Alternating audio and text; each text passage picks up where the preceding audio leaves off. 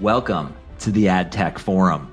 Today's episode is all about privacy and consumer consent. This is part of our Outcomes series sponsored by Attain. We're excited to get this episode started with our special guest, Jason Niemi. Jason is the Global Technology Director at Kimberly-Clark. With over 20 years of experience at Fortune 500 companies, he's a proactive and results-driven leader in data and digital strategies. Jason has a strong track record in delivering complex projects that span marketing, product management, and IT initiatives. Jason, we're excited to have you here and welcome to the AdTech Forum. Pleasure to be here. I appreciate the opportunity and look forward to having a little bit of a rapid fire exchange with Jeremy. You're going to crush it. This is a tough one. So off the bat, consumer privacy regulations are becoming more and more stringent within advertising, marketing, and media. In your opinion, how can brands effectively leverage opt-in data to personalize marketing campaigns while respecting user consent? So the first thing I'm going to say is make a lighthearted joke saying, I'm not an attorney, so this is not legal advice, so you can't take this to anywhere. And in that kind of audience, I can say as a consumer and as a marketer and a technologist, that's how I'm thinking about this. Well, it's something that we deal with all the time in my current role and in prior roles. And I think it all starts out with a real simple goal in mind is what are you going to do to the consumer? And have a clear objective of what you're going to say and why is the consumer signing up to have reasonable expectations of why are they giving you what companies should consider their most trusted information about who they are, and understand how that then can be used to provide content experiences or some sort of education through a process, whether it's promotionally driven, if it's a feature functionality, it's a life stage or like a product introduction, or even just access to exclusive content. Marry up that consumer expectation with whatever you're going to accomplish from a campaign brief. I love that. So why is it important for consumers to give their consent when companies collect their data for ads? It's all about that expectation setting. It's like one of those, what are the boundaries of what I'm doing at a certain point in time? If you're looking to, buy a house, you're signing up for lots of new things. You want to learn about new things and get access to new things, whether it's products or services around wherever you are. If it's around, a different life stage and you're getting ready to buy new products, you're looking for promotions because you want to get experience to maybe something you hadn't bought before and you're not really sure. Or it could be around, as I said in the other question, what kind of content or information do I need to help me solve a problem? And so I think it's that reciprocal nature of having a brand purpose with a clear goal and having a consumer also express, reasonable intent of what they're looking to accomplish with that exchange. Jason, we talk about consent and we talk about, providing user data to various brands for more accurate targeting, but why, can you break it down to us as to why getting consumer consent is so important for opt-in data collection? And then also, how does the consent piece impact the quality of the relevance of the ads that these users are being served? Again, I think it's all about that expectation of what you're doing and how you're going to engage with that consumer and what they should expect from you as a brand.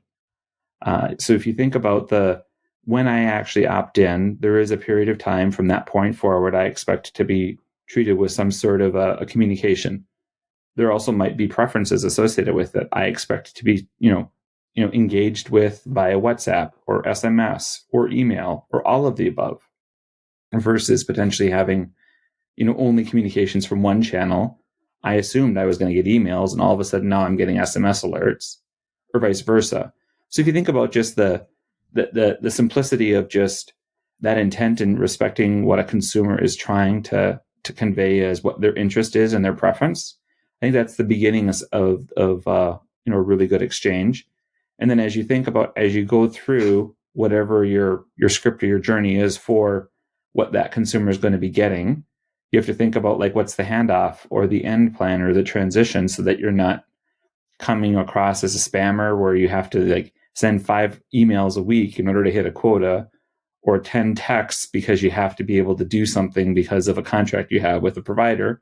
It's really being driven based on engagement, life stage, and an objective with a certain beginning and an end and a potential transition. And so that's kind of the beginning of all marketing, whether you're in opt-in data or in paid advertising, there should be some sort of a beginning, a period of time that you're explaining, and then there's a handoff to some other state, whether it's buy now, you've completed the transaction if it's a highly considered good, or if it's I'm ready to share more information to get more information.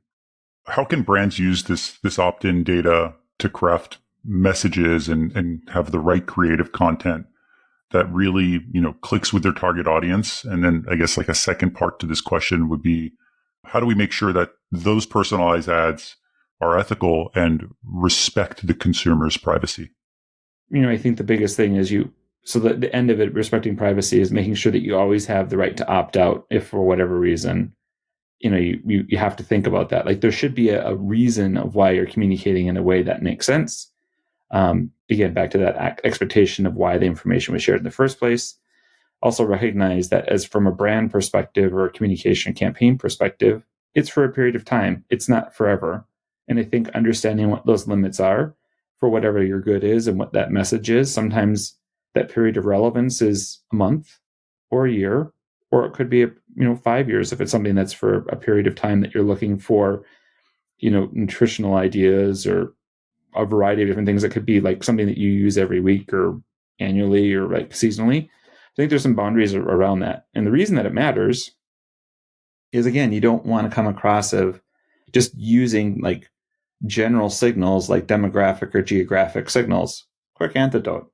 I recently drove out to New York for a wedding, was out there, was in Long Island for a week. And the amount of advertising I'm getting from the Long Island-based community and advertisers and sports teams is unbelievable. I didn't ask for any of this stuff. I was going out there. I went out there for a wedding. I did enjoy some restaurants. I did look up some things to do, but I didn't actually do anything. And that was a month ago, and I'm still getting like deals from like, next time you get into town, sign up for this great 2-for-1 deal.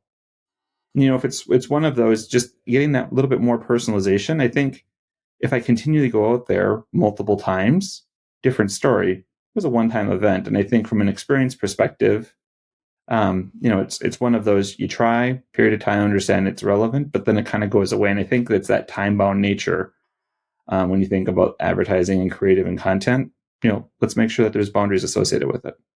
I love that personal anecdote that's going to resonate with everybody that's watching or listening, because we've all experienced some kind of, wait a minute, why is this still taking place?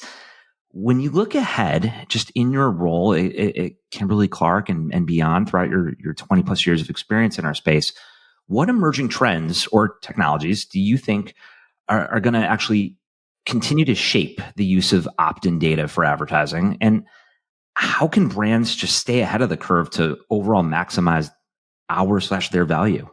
And maybe build on the last point to answer this point, getting opt-in data, there's generally been a focus of acquiring data. So it's about acquisition and count. I think there's also a reference around the quality of the data that you have and making sure that you're keeping the consumer engaged and it's relevant over a period of time. I think quality matters as much as quantity, and having that right balance in portfolio. In terms of tech, as you move forward and you think about consent and consider new capabilities, I think clean rooms, having your data and collaborating with other environments are going to be more critical, and having confidence in the data that you're putting in there and what the objectives are, I think as a marketer is going to be really important. And then as you think about, expanding and learning and exploring other white space opportunities, potential insights or adjacent opportunities via things like AI, I think those are all going to be really important technologies for us to be considering. But that presumes the data that you have confidence in what it is, and there's also an expectation and a boundary of being relevant to the consumer and having that empathy for the consumer. Thank you, Jason. This actually brings us to the end of this episode of the AdTech Forum. This episode is sponsored by Attain. We've covered a wide range of topics throughout this series, so I wanted to personally thank you for being here today. And please, for all of our listeners, please subscribe to YouTube and follow us on LinkedIn. Thank you, Jason. Thank you very much, Jeremy.